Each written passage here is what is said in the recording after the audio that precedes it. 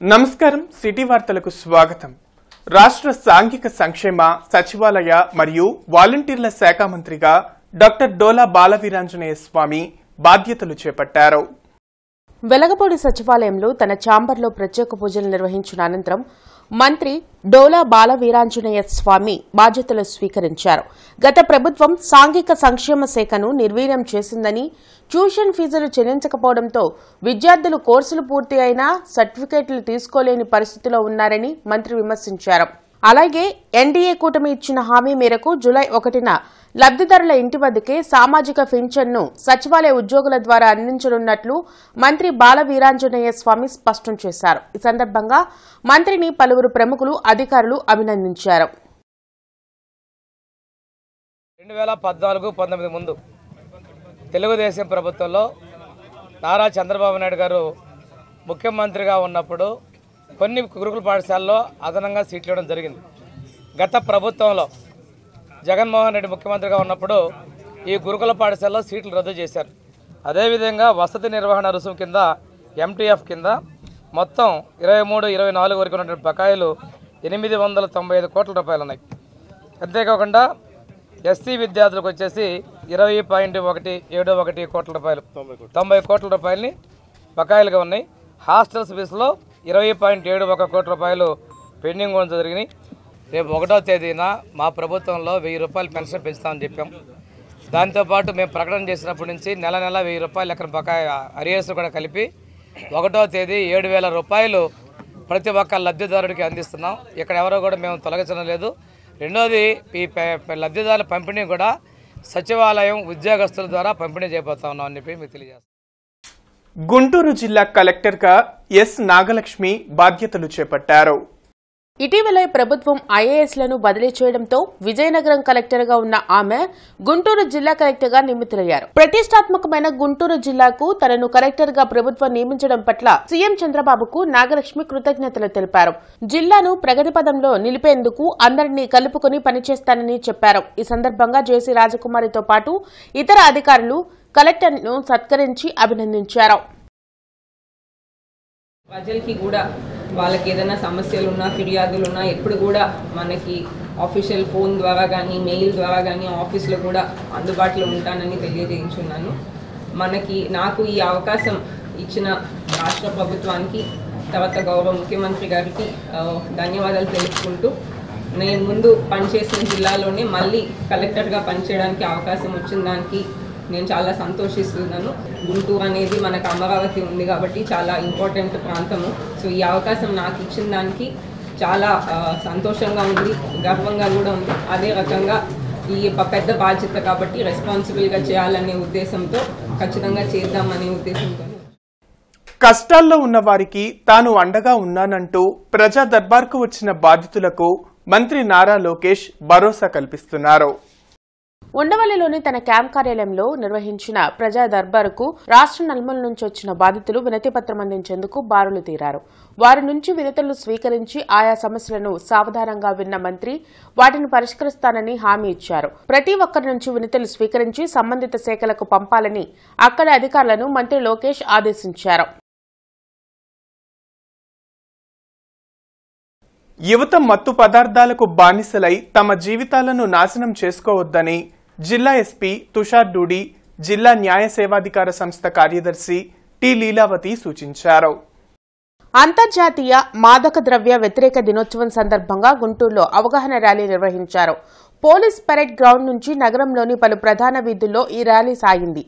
తమ పిల్లల ప్రవర్తనపై తల్లిదండ్రులు అప్రమత్తంగా ఉండాలని, మాదక ద్రవ్యాల ట్రాప్లో పడకుండా చూసుకోవాలని జిల్లా ఎస్పీ తుషార్ డూడి, జిల్లా న్యాయ సేవాధికార సంస్థ కార్యదర్శి టి లీలావతి కోరారు. డ్రగ్స్ వినియోగాన్ని నిరోధించేందుకు అనేక చోట్ల అవగాహన కార్యక్రమాలను నిర్వహించడంతో పాటు మాదక ద్రవ్యాల రవాణాకు అడ్డుకట్ట వేసేందుకు పోలీసులు నిరంతరం కృషి చేస్తున్నారని వివరించారు. ఈరోజు గుంటూరు జిల్లాలో మన 100 days anti drugs anti ganja program plan చేశాము. ఇప్పుడు 100 డేస్ యాంటీ డ్రగ్స్ ప్లాన్ ఉంది. యాంటీ డ్రగ్స్ ప్లాన్లో ఇది కూడా ఒక పిల్లల్ని టార్గెట్ చేసుకొని, యూత్ని టార్గెట్ చేసుకొని ఈ మార్చెస్, సెమినార్స్, స్పోర్ట్స్ ఈవెంట్స్, తర్వాత ఎస్ఏ రైటింగ్ ఇలాంటివి కూడా ప్లాన్ చేశాము. ఎందుకంటే అది డ్రగ్స్ని ఒక ఓన్లీ క్రైమ్ కంట్రోల్ చూడకుండా సొసైటీని కూడా దాంట్లో ఒక స్టేక్ హోల్డర్గా ఇన్వాల్వ్ చేసుకొని వాళ్ళ తరఫు నుండి ఆ మార్పులు రావాలి.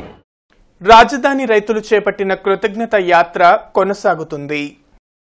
వెంకటపాలెంలోని వెంకటేశ్వర స్వామి దేవస్థానం నుంచి తిరుమల వెంకటేశ్వర స్వామి దేవస్థానం వరకు రాజధాని మహిళలు రైతులు ఈ యాత్రను చేపట్టారు.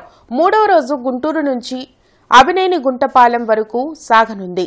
రాష్ట్రాభివృద్ది కోసం తమ భూములను రాజధాని కోసం ఇస్తే గత వైసీపీ ప్రభుత్వం 3 రాజధానుల పేరుతో తమను తీవ్ర ఇబ్బందులకు గురిచేసిందని మహిళలు మండిపడ్డారు. ముఖ్యమంత్రి చంద్రబాబుతోనే రాజధాని అమరావతి అన్ని విధాలా డెవలప్ అవుతుందని చెప్పారు. ఈ రోజు మళ్ళీ మేము పాదయాత్ర మొదలు పెట్టాము. పాదయాత్ర కాదండి, ఇది విజయోత్సవ యాత్ర. చాలా మంది అడుగుతున్నారు, ఏంటమ్మా మళ్ళీ దేనికోసం పోరాడుతున్నారు అని అడుగుతున్నారు. అంటే అమరావతి మహిళలు పోరాడడానికి ముందుంటారని రాష్ట్రంలో గ్రహించారండి. అయితే ఆ పాదయాత్ర కాదమ్మా, ఇది విజయోత్సవ యాత్ర. రాష్ట్రాభివృద్ధికి సరైన నాయకుడు వచ్చినప్పుడు ఆ నాయకుడిని మళ్ళీ ఆ దేవదేవుని సన్నిధికి చేరుకుంటామనుకున్నాము. అదే లక్ష్యంతో మేము ముందుకు నడుస్తున్నామని చెప్పాము.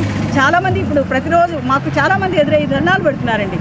అమ్మ మీ పోరాటం వల్లే మళ్ళా రాష్ట్రంలో ఈ దార్శకుని తీసుకురావడానికి అవకాశం కలిగింది. ఈ అవకాశాన్ని మీ ద్వారానే కలిగిందమ్మా అని దేవుళ్ళలాగా మేము వస్తుంటే మమ్మల్నే దేవుళ్ళ దండం పెడుతుంటే నిజంగా మాకు మేము ఇంత చేశామా అనేది కూడా మాకు అనిపించింది. గుంటూరు కోఆపరేటివ్ అర్బన్ బ్యాంక్ రాజకీయాలకు అతీతంగా పనిచేస్తుందని బ్యాంక్ పాలక మండలి చైర్మన్ బోనబోయిన శ్రీనివాస్ యాదవ్ తెలిపారు. బ్యాంకు స్థాపించి 74 ఏళ్లయిందని జాతీయ బ్యాంకులతో పోటీగా తమ ఖాతాదారులకు సేవలు అందిస్తున్నట్లు చెప్పారు. బ్రాడీపేటలోని బ్యాంకు కార్యాలయంలో బోనబోయిన మీడియాతో మాట్లాడారు. ఈ ఏడాది తమ షేర్ హోల్డర్లకు 12% డివైడింగ్ ఇచ్చినట్లు పేర్కొన్నారు. రాజకీయ ఒత్తిడితో తమ బ్యాంకులో డైరెక్టర్ల పదవి రాదని 1995 బ్యాంకింగ్ యాక్ట్ ప్రకారం తమ బ్యాంకు పనిచేస్తుందని ఆయన స్పష్టం చేశారు. ఈ బ్యాంకు పెట్టి ఇప్పటికీ 74 సంవత్సరాలు అయిపోయింది. 75వ సంవత్సరంలోకి గోల్డెన్ జూబ్లీ ఇయర్లోకి మేము అడుగు పెట్టబోతా ఉన్నాం. ఇది పూర్తిగా మా యొక్క ఖాతాదారుల యొక్క సహకారం, మా యొక్క సిబ్బంది యొక్క సహకారం, మా పాలక వర్గం యొక్క సహకారంతో పూర్తిగా ఈ బ్యాంకుని ఇంతవరకు కూడా దిగ్విజయంగా నడుపుకోవడం జరిగింది. ఎక్కడా లేని విధంగా ఎవరైతే మా షేర్ హోల్డర్స్ ఉంటారో ఈ సంవత్సరం ప్రత్యేకంగా మేము 12% డివిడెండ్ ఇవ్వడం జరిగింది. ఈ యొక్క బ్యాంకు 1995 యాక్ట్ ప్రకారం నడుస్తూ ఉంటుంది.